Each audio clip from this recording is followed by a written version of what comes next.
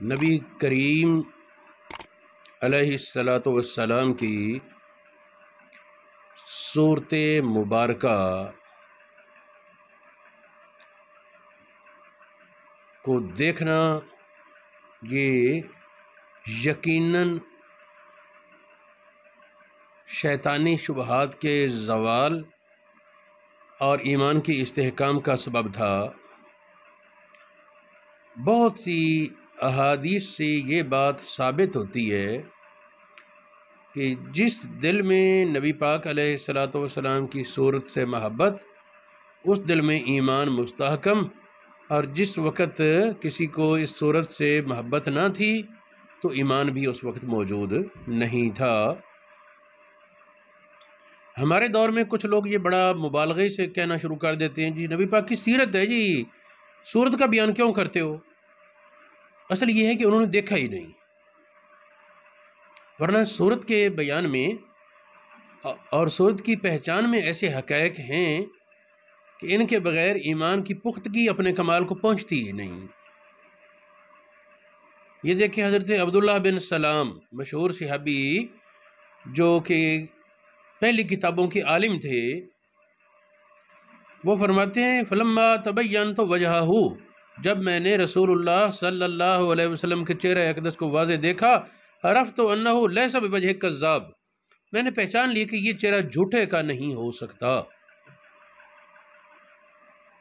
چہرہ خود وہ آفتاب آمد دلیل آفتاب، چہرہ خود دلیل ہے کہ یہ جو کہتے ہیں وہ سچ ہے، یہ جھوٹ نہیں۔ یہ حدیث عبداللہ بن سلام والی یہ مصنف ابن ابی شیبہ میں موجود ہے، مسند احمد بن حنبل میں موجود ہے، ابن ماجہ میں، جامع ترمذی میں، مستدرک امام حاکم میں، سنن دارمی میں، شرح السنہ میں، مصابیح السنہ میں، الاحادیث المختارہ ضیاء مقدسی کی کتاب ہے، شعب الایمان میں بھی ہے، ابن السنی کی کتاب عمل الیوم واللیلہ اس میں ہے، اور مشکات المصابیح میں۔ ان ساری کتابوں میں یہ ہے کہ عبداللہ بن سلام کہتے ہیں میں نے نبی پاک کا چہرہ دیکھا تو مجھے یقین ہو گیا کہ یہ جھوٹا نہیں ہو سکتا، یہ سچ ہے۔ ایک اور حدیث ہے، نجد کا ایک سردار تھا ثمامہ بن اسال، اس کو حضور علیہ الصلاۃ والسلام کے حکم پر گرفتار کیا گیا، مسجد میں لا کر باندھ دیا۔ آقا کریم علیہ الصلاۃ والسلام اس کے پاس سے گزرے، فرمایا ثمامہ کیا خیال ہے تیرے ساتھ کیا ہونا چاہیے؟ اس نے کہا کہ اگر قتل کرو تو میں نے تمہارے قتل کیا، مجھے دکھ کوئی نہیں، اگر مال چاہتے ہو تو مال کے ڈھیر لگا دوں گا، اور اگر احسان کرو تو میں احسان کا اچھا بدلہ دوں گا۔ دوسرے دن نبی پاک نے پھر یہی بات پوچھی، تیرا کیا خیال ہے تیرے ساتھ کیا کیا جائے؟ دوسرے دن اس نے پہلے مال کا ذکر کیا اور بعد میں قتل کا ذکر کیا۔ تیسرے دن بھی پہلے مال، پھر قتل اور پھر احسان، اس ترتیب سے ذکر کیا۔ آقا کریم نے تیسرے دن فرمایا اطلقوا ثمامہ کو چھوڑ دو۔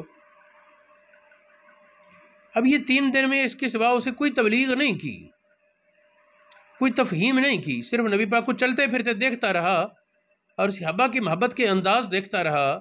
نبی پاک علیہ الصلاۃ والسلام کی محبوبانہ انداز جو تھے، بس انہی کو دیکھتے دیکھتے اس کے دل میں اسلام نے گھر کر لیا۔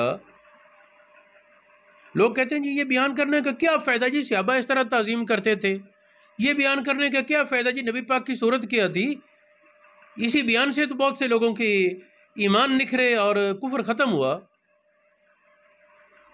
بس ثمامہ کو اور کون سا واز کیا گیا، کون سے دلائل دیے گئے؟ نبی پاک علیہ السلام نے فرمایا چھوڑ دو، چھوڑ دی۔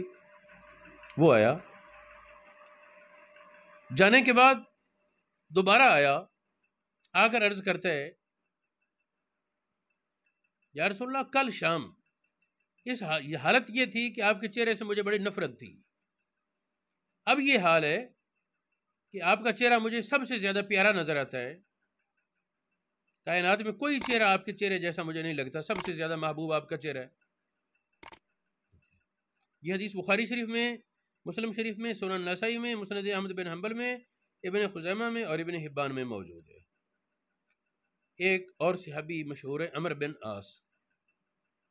عمر بن عاص کے فوت ہونے کے وقت، فوت ہونے سے پہلے جو گفتگو ہوئی اس میں لمبی حدیث ہے، اس میں ایک حصہ یہ ہے، وہ کہتے ما کان احد احب الیہ من رسول اللہ، نبی پاک سے زیادہ محبوب مجھے کوئی نہیں تھا، سب سے زیادہ محبت نبی پاک سے مخلوق، ولا اجل فی عینی منہ، نبی پاک سے زیادہ جلالت والا اور بزرگ میری نظر میں کوئی نہیں تھا. آگے کہتے ما کنت اطیق ان اعمل عینی منہ، میں نظر بھر کر آپ کو دیکھ نہ پاتا. اور پھر کہا کہ اگر مجھ سے حلیہ بیان کرنے کا کیا کہا جائے تو میں نہیں بیان کر سکتا، کہ آپ کی تعظیم کی وجہ سے مجھ میں جرت نہ ہوتی کہ آپ کو تسلی سے دیکھوں. لیکن بات تو پھر چہرے کی آئی نا. نبی پاک علیہ الصلوۃ والسلام کے چہرے کی پہچان سے اللہ رب العالمین کی معرفت کے اسرار کھلتے ہیں. یہ حدیث عمر بن عاص والی یہ مسلم شریف میں موجود ہے، مسند احمد بن حنبل میں ہے، ابن خزیمہ میں، الاستیاب میں، اس طرح عبداللہ بن مبارک کتاب الزہد والرقائق اس میں ہے. ایک اور حدیث مشہور محدث صحابی ابو ہریرہ رضی اللہ تعالی عنہ حضور علیہ الصلوۃ والسلام کی محفل میں حاضر تھے، تو آپ کو مسلسل دیکھ رہے تھے. فرمایا کیا بات ہے؟ عرض کی یا رسول اللہ اذا رأیتک طابت نفسی، یا رسول اللہ جب میں آپ کو دیکھتا ہوں تو میرا جی خوش ہو جاتا ہے، وقرت عینی، میری آنکھ ٹھنڈی ہوتی ہے. اور ایک اور روایت میں یہ آتا ہے کہ مجھے محسوس ہوتا ہے میری زندگی کا کوئی فائدہ ہے. تو خیر یہ حدیث یہ مسند احمد بن حنبل میں کئی جگہ موجود ہے، حبان میں ہے، شعب الایمان میں، موارد الزمان میں، مجموع الزوائد میں ہے. آپ لکھتے ہیں مجموع الزوائد کے مصنف علامہ ہیثمی لکھتے ہیں رواہ احمد ورجالہ رجال الصحیح، مسند احمد بن حنبل کے راوی صحیح کے راوی ہیں. ایک ابو میمونہ راوی صحیح کا نہیں لیکن وہ ثقۃ، وہ ثقہ ہے، یہ سند صحیح ٹھہری. اچھا اب دیکھیں بخاری شریف کی اور دیگر کتابوں کی ایک حدیث ہے، آقا کریم نے فرمایا صلو کما رأیتمونی اصلی، نماز اس طرح پڑھو جس طرح مجھے دیکھتے ہو نماز پڑھتے ہوئے. خیال چلے گا ساتھ کہ نہیں چلے گا؟ جس طرح مجھے دیکھتے ہو اس طرح نماز پڑھو، اس میں خیال تو پھر ساتھ ہوگا. اور یہ حقیقت جانیں کہ نبی پاک کی حضوری گناہوں سے دوری کا سبب ہے، اور نبی پاک کی دوری، نبی پاک سے دوری وہ شیطان کی دلدل میں اور اس کی گمراہی میں پھنسنے کا سبب بن سکتی ہے. حضور علیہ الصلوۃ والسلام کی بارگاہ میں حضوری جسم کے ساتھ ہو یا توجہ کے ساتھ ہو، یہ حفاظت کا سبب ہے گناہوں سے. ایک صحابی حضرت حنظلہ رضی اللہ تعالی عنہ، انہیں اس طرف توجہ گئی کہ نبی پاک کے پاس ہوتے ہیں تو ہماری اور کیفیت ہوتی ہے، باہر آتے ہیں تو اور ہوتی ہے. تو وہ اس سوچ میں پڑ گئی شاید یہ میں منافق ہو گیا ہوں، رونے لگے. ابو بکر صدیق سے سامنا، فرمایا کیا بات ہے؟ وہ کہنے لگے حنظلہ منافق ہو گیا ہے. فرمایا یہ کیا بات ہوئی؟ منافق تو منع نہیں کرتے. عرض کیا جی جب نبی پاک کے پاس ہوتے ہیں اور کیفیت ہوتی ہے، اٹھاتے ہیں تو اور ہوتی ہے، میں تو سمجھتا ہوں یہی منافقت ہے. آپ نے فرمایا یہ حالت ہم پر بھی گزرتی ہے، آؤ نبی پاک کے پاس چلیں. آقا کریم علیہ الصلوۃ والسلام کے پاس پہنچے. اب حنظلہ رویا دھویا ہوا اور آنکھوں سے آنسو جاری. نبی پاک نے جاتے ہی پوچھا حنظلہ کیا ہوا ہے؟ عرض کیا جی حنظلہ منافق ہو گیا ہے. فرمایا کس طرح؟ عرض کی. فرمایا کہ جس وقت تم میرے پاس ہوتے ہو اس وقت جو کیفیت ہو، اگر تم اسی کیفیت پر ہمیشہ رہو، لو تدومون علی ما تکونون عندی، اگر تم اسی حالت پر رہو جس حالت پر میرے پاس ہوتے ہو اور ذکر میں رہو، لصافحتکم الملائکہ، تم سے فرشتے مصافحہ کریں تمہارے راستوں میں، بستروں میں. لیکن وقت وقت کی بات ہے، 3 بار آپ نے یہ فرمایا کہ گھڑی گھڑی کی بات ہے، کسی وقت یوں کسی وقت یوں. اس حدیث سے کیا سمجھا ہے؟ نبی پاک کے پاس ہوتے ہیں تو کشف کھل جاتے ہیں، حجاب دور ہو جاتے ہیں اور گناہوں سے دور ہو جاتے ہیں، اور جب نبی پاک سے دور ہوتے ہیں تو غفلت کے اسباب پیدا ہو جاتے ہیں.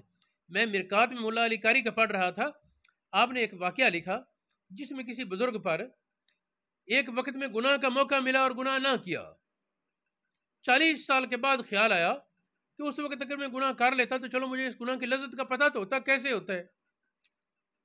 اس کے بعد احساس ہوا کہ چلو اس وقت جب جوانی تھی اور موقع تھا نہیں کیا، اب یہ خیال مجھے کیوں آیا کہ اس وقت کر لیتا گناہ تو۔ روتے رہے، خواب میں نبی پاک علیہ السلام کی غالباً زیارت کا انہوں نے لکھا ہے مولا علی کاری نے مرکات میں، آقا کریم نے فرمایا کہ میرے زمانے سے جس قدر دوری ہو رہی ہے اس قدر حجاب بڑھ رہے ہیں، یہ تیری خرابی نہیں، یہ زمانے کے فاصلے کی وجہ سے یہ شیطان کی واردات بڑھی ہے۔ تو اللہ رب العالمین نبی پاک کے قرب کی توفیق عطا فرمائے۔ تو قرب دو طرح ہے، ایک ہے قرب جسمانی اور حصی، ایک قرب روحانی اور معنوی۔ جسمانی اور حصی قرب وہ تو صحابہ کو حاصل تھا، اور معنوی قرب بھی اس کے ساتھ جمع تھا۔ صحابہ کرام رضوان اللہ علیہم اجمعین کے بعد پھر وہ معنوی قرب ایک پہلو رہ گیا توجہ کا، اب ظاہری قرب نہیں۔ ایک حدیث پاک تقریباً بہت سے دوست جانتے ہیں، نبی پاک نے فرمایا خیارکم الذین اذا رؤوا ذکر اللہ، اچھے وہ ہیں کہ جب ان کو دیکھا جائے تو اللہ پاک کی یاد آئے۔ سوچا جب اولیاء اللہ کو دیکھنے سے اللہ پاک کی یاد آتی ہے، جب اولیاء اللہ کو دیکھنے سے اللہ پاک کا ذکر ہوتا ہے، اللہ پاک کی یاد آتی ہے، تو سید المرسلین کو دیکھنے سے کیا کیفیات ہوں۔ یہ کہنا کہ ان کی صورت میں کچھ رکھا ہی نہیں، صورت میں کیا ہے؟ اللہ کے بندو جس نے دیکھا ہے وہ یہ کہتا نہیں، اور جس نے دیکھا نہیں اسے پتہ ہی نہیں، تو پھر اسے کون سمجھائے؟ اس طرح ایک اور حدیث ہے جمع الجوامع، امام سیوطی لکھتے ہیں اِنَّ مِنَ النَّاسِ مَفَاتِیحَ لِذِکْرِ اللہ، کچھ لوگ اللہ کے ذکر کی چابیاں ہوتے ہیں۔ اِذَا رُؤُوا ذُکِرَ اللہ، جب انہیں دیکھا جائے اللہ کا ذکر ہوتا ہے۔ وہ ایک اور مقام پر ہے نا، حضرت علی کرم اللہ وجہ الکریم جب باہر آتے تو لوگوں پر بسا اوقات لا الہ الا اللہ کا چرچا ہو جاتا زبانوں پر خود بخود۔ اچھا، اللہ رب العالمین کے سوا اللہ کے سوا کوئی معبود نہیں، یہ نوجوان کتنے علم والا ہے، اللہ کے سوا کوئی معبود نہیں، یہ نوجوان کتنا بہادر ہے، اس طرح کی باتیں کرتے۔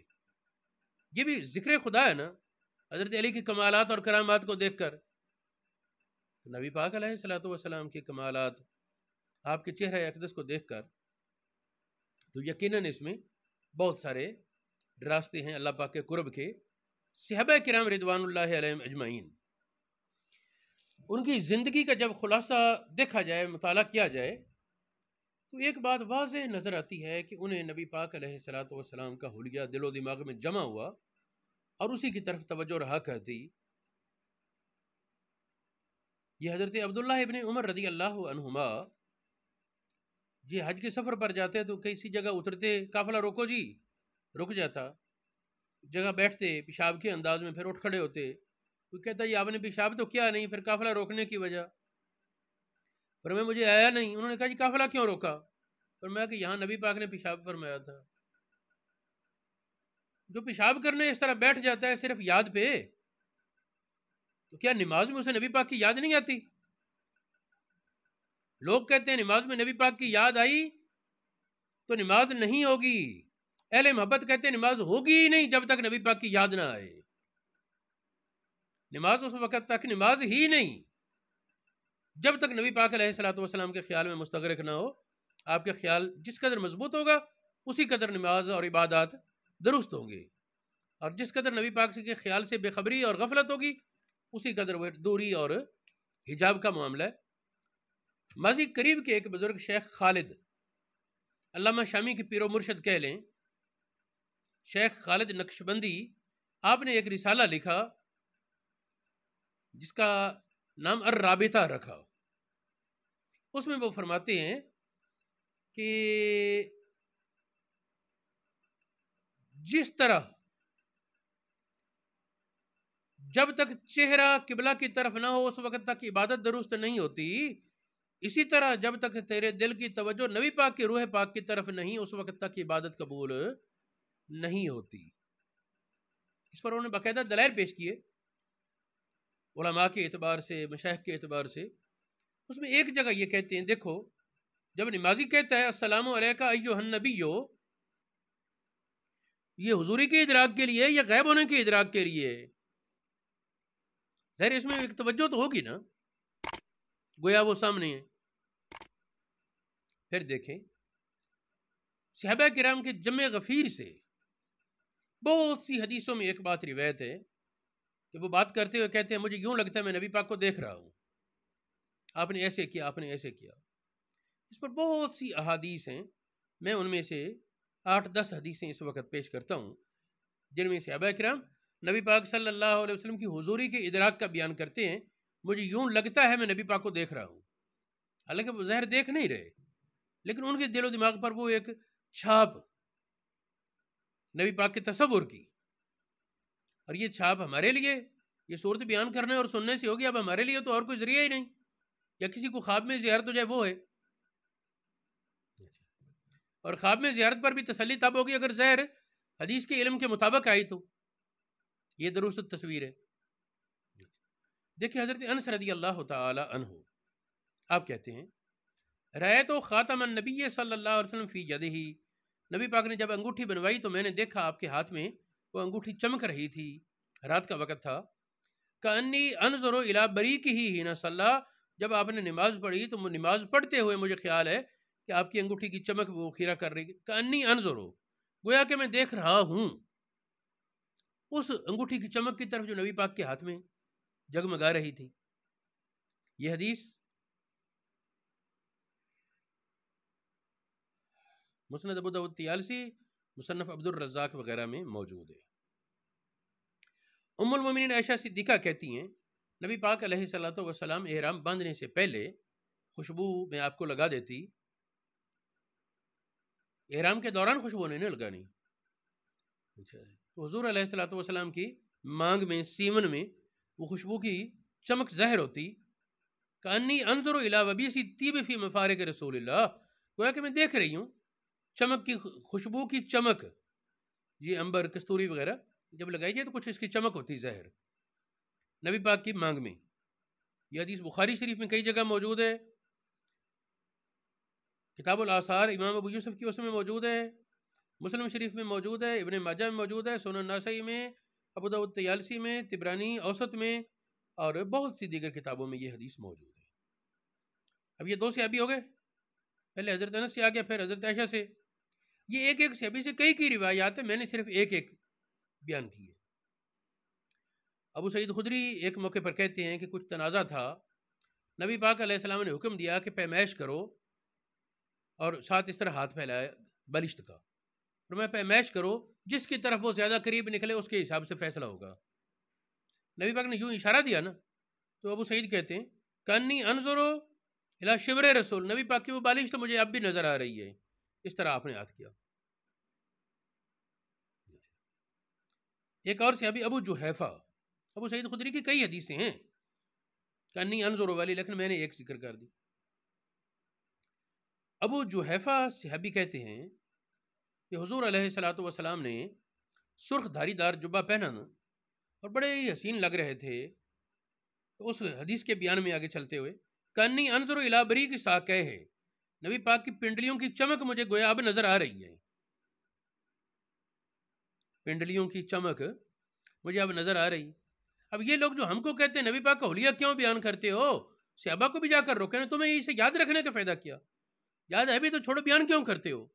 بیان اسی لیے کرتے تھے تمہیں آگے تاثر دینے کے لیے کہ نبی پاک کی یاد یہی عبادت کی جان ہے، نبی پاک کی یاد یہ عبادت کی جان ہے، اور نبی پاک کی یاد سے بے خبری یہ پھر عبادت سے بے خبری، عبادت کی روح، عبادت ہوگی روح سے خالی اگر نبی پاک کی طرف بالکل توجہ نہیں تو۔ ایک اور حدیث مصنف، یہ کیا ان کا نام ہے، حضرت عبداللہ ابن عباس، یہ جو ابو جحیفہ والی حدیث ہے یہ حدیث بخاری شریف میں ہے،